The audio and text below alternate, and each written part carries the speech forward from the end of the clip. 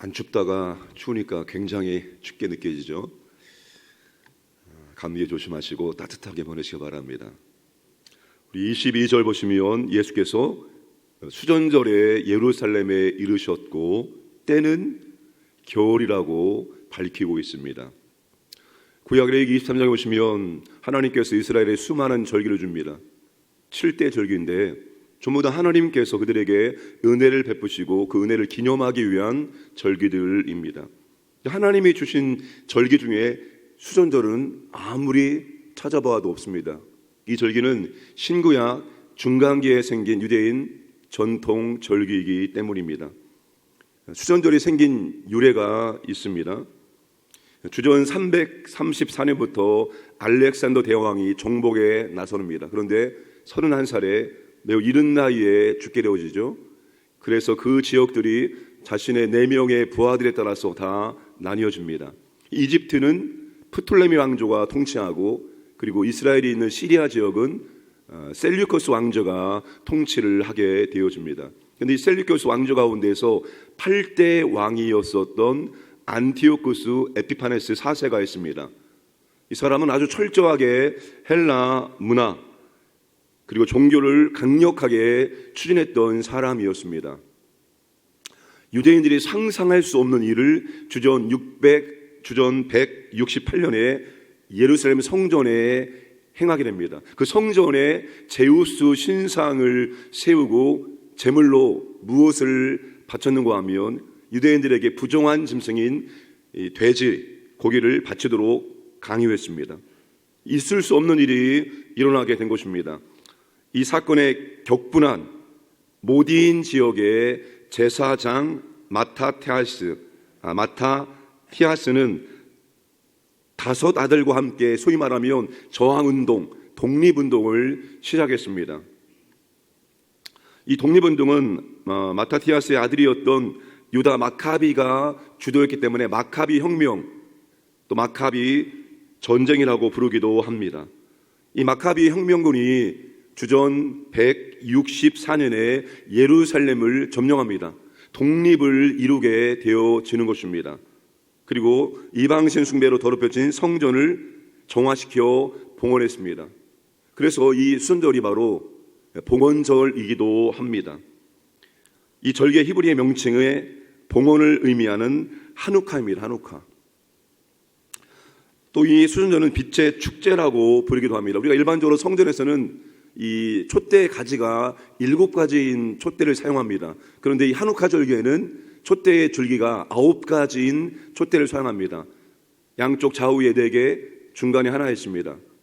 중간에 하나는 처음부터 밝히고 매일 하루에 하나씩 촛대에 불을 8일 동안 밝혀 나가는 것입니다. 마지막 8일은 9개의 촛대가 다 불이 환하게 들어오기 때문에 가장 밝습니다. 그래서 빛의 축제라고 부르기도 합니다. 예수님께서 유대인 남성이 의무적으로 성전에 올라가서 지킬 절기가 있습니다. 3가지 절기가 있는데 수전절은 그런 절기가 아님에도 불구하고 주님께서 올라가서 이 절기를 지키고 있다는 것입니다. 왜냐하면 이 수전절이 모두 다 주님을 나타내기 때문입니다. 겨울철에 주님이 올라가셨습니다. 겨울철은 이스라엘 우기입니다. 우기가 되어지면 통행이 굉장히 불편합니다. 그럼에도 불구하고 주님이 수전절이 자신을 드러내기 때문에, 왜? 주님께서 무슨 일을 했습니까? 성전을 정화시키는 일을 했잖아요. 2번이나 성전을 정화했습니다. 그리고 주님이 무엇을 하셨습니까? 나는 빛이다. 나는 세상의 빛이다. 이게 다 주님을 드러내기 때문에 주님께서 이 수전절을 지키신 것입니다. 그러니까 주님은 드러내놓고 직접적으로 자신의 정체를 말하기도 하였고, 간접적으로 이렇게 수전절에 참여함으로 자신의 정체를 드러내기도 하셨습니다. 자, 그런데 여러분, 유대인들은 수전절이 되면 무엇을 더 간절히 기다리고 사모할까요? 이 마카비처럼 우리가 마카비에 의해서 잠시 독립을 누렸던 것처럼 이 로마의 압제에서 우리를 독립할 정치적 메시아를 더욱더 학수고대하게 됩니다. 그래서 유대인들이 성전 안 솔로몬 행각을 거닐고 있는 예수님을 둘러싸고 묻습니다. 24절입니다. 유대인들이 둘러싸고 이르되 당신이 언제까지나 우리 마음을 의욕하게 하려 하나이까? 그리스도이면 밝히 말씀하소서 하니. 여러분, 유대인들이 예수님의 사역을 가만히 보니까 틀림없이 그들이 그토록 기다렸던 메시아 그리스도 같았습니다. 38년 된 병자도 일으키시고 앞을 보지 못하는 시각장애인의 눈을 떠서 빛을 보게 하고 또 수많은 사람을 먹이기도 하고, 이건 그리스도가 아니면 감당할 수 없는 일들을 주님이 하시니까 이 유대인들은 그들이 그토록 기다렸던 메시아가 바로 이 사람이 아닌가 이런 생각을 했습니다. 그러니까 더 이상 우리를 애간장 태우지 말고 당신이 그리스도라면 그리스도라고 밝히 말해달라고 물은 것입니다. 주님이 뭐라고 대답하십니까? 25절, 26절, 27절 말씀하고 있습니다. 내가 너희에게 말씀하였으되 믿지 아니하는도다. 내가 내 아버지의 이름으로 행하는 일들이 나를 증거하는 것이거늘. 주님이 직접적으로 그렇다라고 말씀하지 않고 내가 하는 모든 일들이 나를 증거한다고 말합니다. 그럼에도 불구하고 너희들이 나를 믿지 않고 나를 따르지 않으니 나의 양이 아니다 라고 말씀을 하셨습니다. 여러분, 이 말이 뭡니까? 또 28절, 내가 그들에게 영생을 주노니 영원히 멸망하지 아니할 것이요 또 그들을 내 손에서 빼앗을 자가 없느니라. 예수님은 자신이 유대인들이 기대하는 정치적인 메시아로 오신 것이 아니라 온 인류를 죄에서 구원하실 메시아로 오셨다라고 말씀을 하신 것입니다. 유대인들이 예수님이 정치적 메시아가 되기를 간절히 원하는 이유는 그들이 예수님의 양이 아니기 때문입니다. 그들은 그들의 욕구, 그들이 원하는 것을 채워주는 정치적 메시아를 그토록 기다렸던 것입니다. 여러분, 예수님을 어떤 그리스도로 믿는가? 우리가 조직신학에 예수님에 대해서 다룹니다. 그걸 기독론이라고 말합니다. 또 교회론도 있습니다. 종말론도 있습니다. 신론도 있습니다. 인간론도 있습니다. 구원론도 있습니다. 그러니까 기독론, 예수님을 누구로, 어떤 분으로 여기냐, 그리스도를 어떤 분으로 여기냐, 굉장히 중요합니다. 우리의 신앙의 색깔을 바꿀 수 있는 것이 바로 이러한 기독론, 신론, 인간론, 구원론, 이런 것들이 우리의 신앙의 색깔을 완전히 바꿔놓을 수 있고 완전히 잘못된 신앙을 하게 할 수도 있다는 것입니다. 지금 유대인들처럼 예수님을 정치적 메시아, 경제적 메시아로 삼고자 하는 사람들이 있습니다. 여러분, 예수님을 정치, 경제적 메시아로 알고 예수께 나온 사람들은 결국 다 예수님을 떠납니다. 예수님 믿으면 건강의 복을 주시고 사업의 복을 주시고 다 잘 될 줄 알았는데 아니네. 오히려 예수를 믿은 다음부터 더 안 되네. 그러면서 예수님을 떠나간 사람들이 얼마나 많습니까? 전부 다 예수님을 정치적 메시아로, 경제적 메시아로 알고 나왔기 때문에 결국 그들 뜻대로 되지 않을 때 주님을 쉽게 떠나게 되는 것입니다. 제가 요즘에 뉴스를 보니까 우리 교단을 대표하는 교회 목사님이 굉장히 난처한 상황에 처하게 되고 입장문을 발표하는 것을 보았습니다. 제가 보할 때는 잘못된 거 아닌 것 같은데 그걸 가지고 뭐라고 하더라고요. 그분이 뭐라고 말씀하셨는가 하면 지금의 우리 이 혼란스러운 한국의 상황을 이렇게 말했습니다. 그러니까 내가 옳다라고 우리 판단을 유보하고 하나님께 간절한 마음을 기도하자, 이렇게 말했습니다. 지금 그렇잖아요.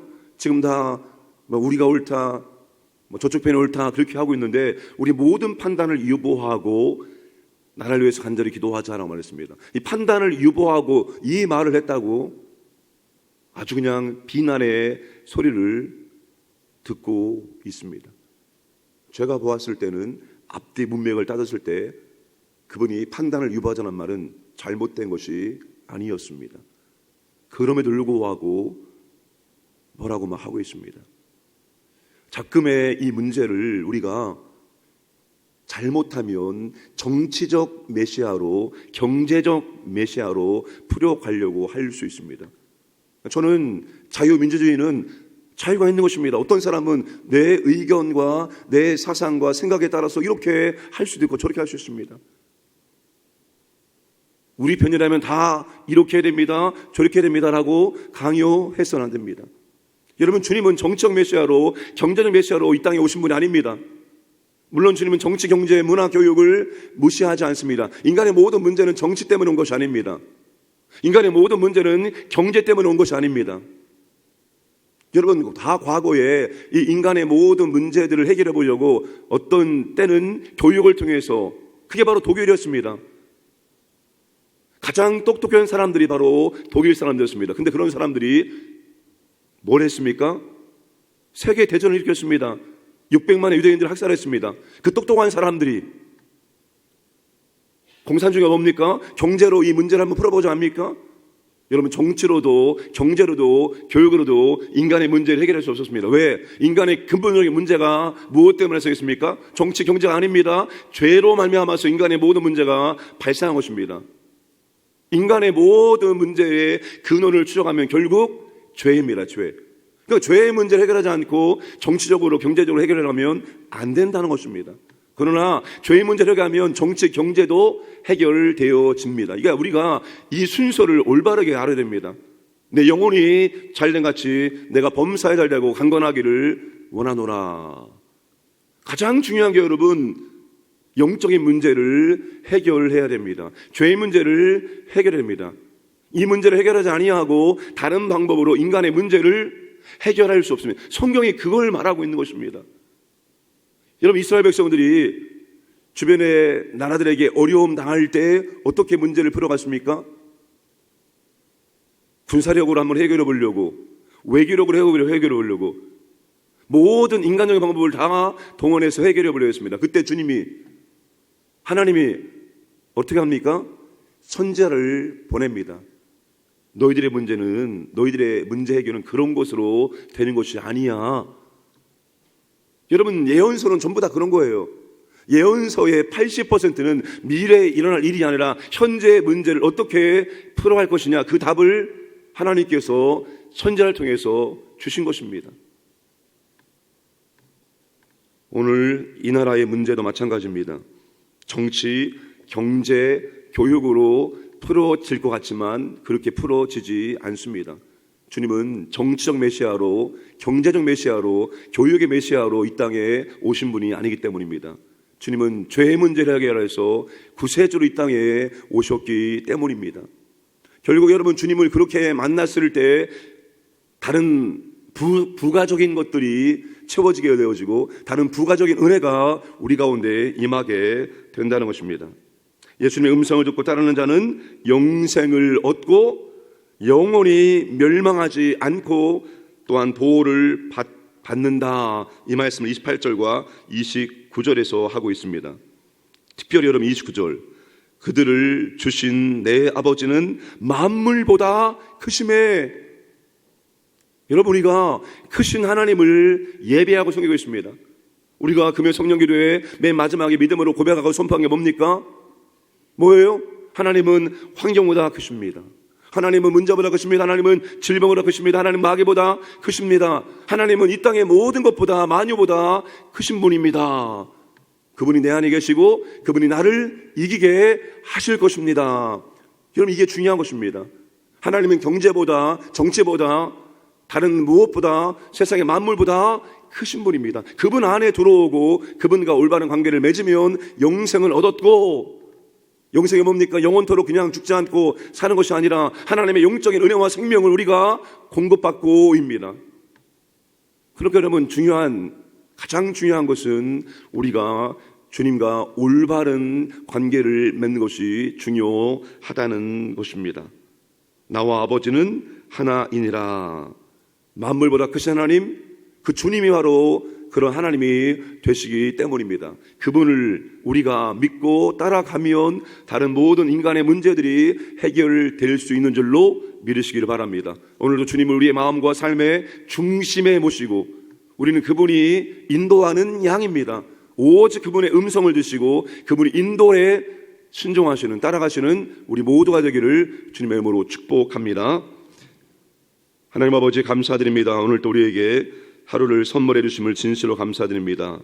이 하루를 헛되이 보내지 않게 하시고 우리가 더욱더 주님을 닮기를 원합니다. 더욱더 주님을 알기를 원합니다. 주님을 경험하기를 원합니다. 주님과 친밀한 교제의 삶을 살아갈 수 있도록 인도하여 주옵소서. 또 아버지 하나님, 이 나라가 매우 혼란스럽습니다. 여러 가지 자신의 의견과 자신의 방법대로 이 문제를 해결하려고 합니다. 주님, 가장 중요한 것은 이 모든 문제가 죄로부터 발생되었다는 사실입니다. 오직 예수 그리스도의 은혜로 말미암아 아버지 땅의 문제가 올바르게 해결될 수 있도록 주님 은혜를 베풀어 주시고, 이 모든 아버지 하나님 주의 백성들이 한 곳으로 치우치지 않도록 주님 자비와 긍휼과 은혜를 베풀어 주시옵소서. 오늘도 광인의 모든 가족들, 직장, 사업장, 가정, 자녀들, 재산들을 지켜주시고 보호해 주시고 하나님의 은혜와 사랑을 경험하고 하나님께 감사와 찬송드리는 복된 날을 살아갈 수 있도록 인도하여 주옵소서. 새벽을 깨워 기도하는 주님의 자녀들에게 주님 함께 해주시고 주님과 친밀한 교제의 시간 보낼 수 있도록 인도하여 주옵소서. 감사드리며 모든 말씀 예수님의 이름으로 기도드리옵나이다. 아멘.